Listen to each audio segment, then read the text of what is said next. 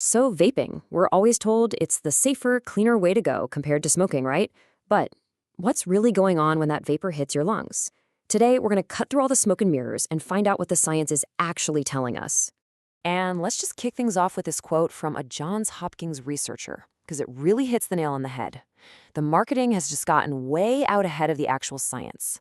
We all have this idea that vaping is a totally harmless step down, but the truth? Well, it's a lot more complicated and honestly a lot more uncertain than you think. So here's our game plan. We'll start with that big picture comparison to smoking.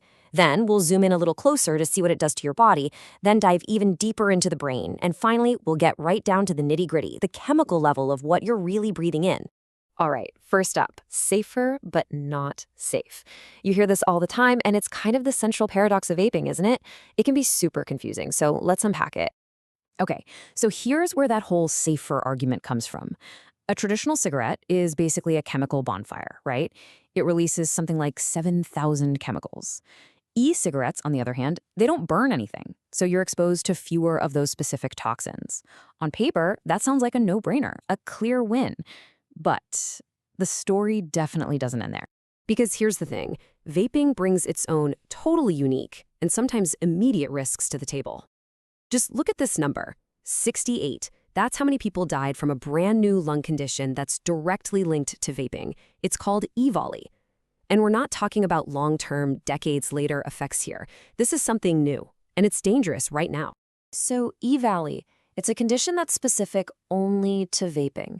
The CDC figured out that vitamin E acetate, which is this thickening agent sometimes used in illicit THC vape products, was a major culprit.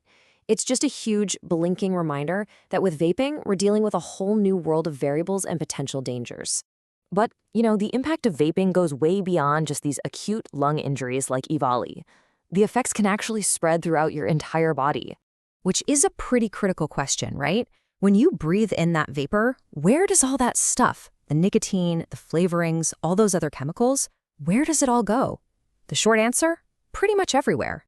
That nicotine in e-cigarettes is a really toxic substance. The second it hits your system, it raises your blood pressure and gives you a huge spike of adrenaline. That increases your heart rate and, your risk of a heart attack. And it goes beyond your heart, too. New data is linking it to chronic lung disease and asthma. But here's one you might not expect. Your mouth.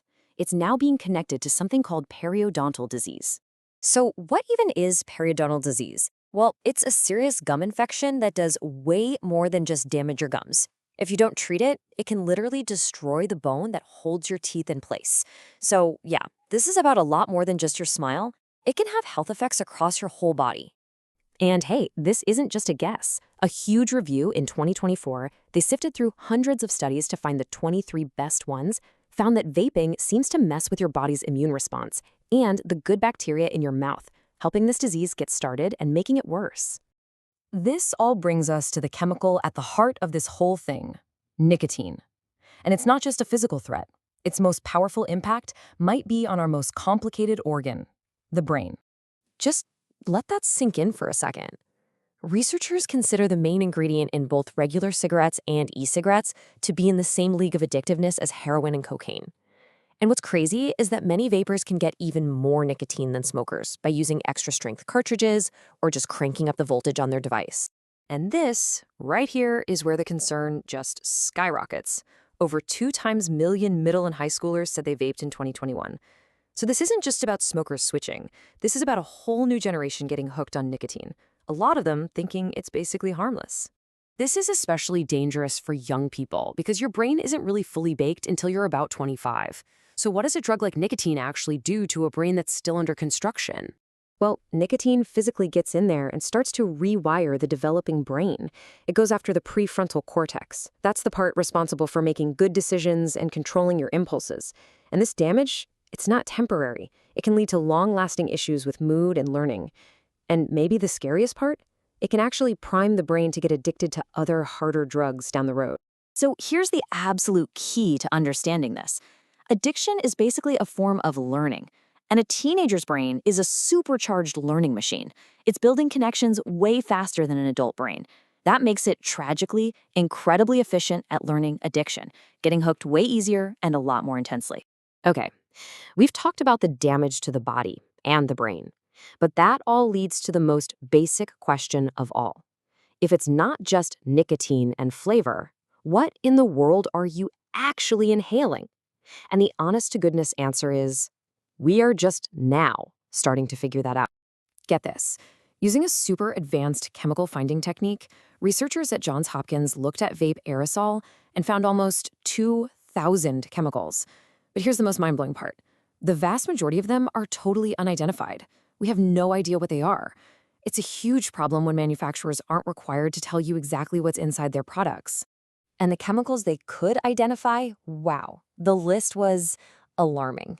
They found caffeine in tobacco-flavored vapes, giving people a stimulant they didn't even know they were getting.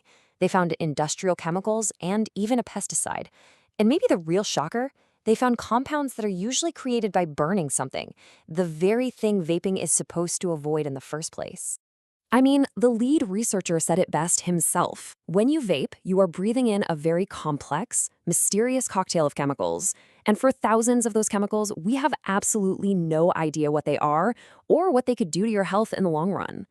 So after going through all this, from the damage we can see to the thousands of chemicals we can't, what's the real bottom line here? Let's try and pull it all together. Let's just boil it down to 4 crucial things to remember. Number 1, safer than smoking does not mean safe, period. 2, vaping has its own set of serious risks for your heart, your lungs, and even your gums. 3, nicotine is one of the most addictive substances out there, and it's especially dangerous for a brain that's still growing. And finally, number 4, that vapor you're inhaling is a chemical mystery box, full of unknown stuff with totally unknown consequences. Which really just leaves us with one final question to think about. We all know the terrible long-term dangers of smoking. With vaping, we've got some really serious early warning signs and a whole lot of question marks. So the real question you have to ask yourself is this: does it really make sense to trade a known danger for a completely unknown gamble?